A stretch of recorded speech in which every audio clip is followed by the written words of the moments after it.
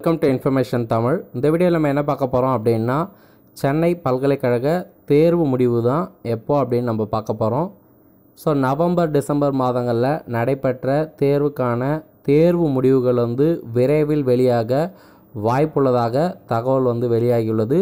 So result update உங்களுக்கு தெரியணும் அப்படின்னா டிஸ்கிரிப்ஷன் பாக்ஸில் லிங்க் கொடுத்துருக்கேன். ஸோ அதில் நீங்கள் கிளிக் பண்ணி பார்த்து ரிசல்ட் அப்டேட்டை நீங்கள் உடனுக்குடன் தெரிஞ்சுக்கலாம்.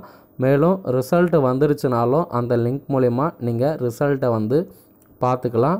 ஸோ ரிசல்ட்டு ஏற்கனவே பார்த்திங்கன்னா பாரதிதாசன் யூனிவர்சிட்டி ரிசல்ட் வெளியாகி உள்ளது. மெட்ராஸ் யூனிவர்சிட்டி ரிசல்ட் எப்போது வேண்டாமாலும் வெளியாகலாம். குறைந்தபட்சம் பார்த்திங்கன்னா 2 நாட்களுக்குள்ளே கட்டாயம் வெளியாக வாய்ப்புள்ளதாக தகவல் வெளியாகி உள்ளது.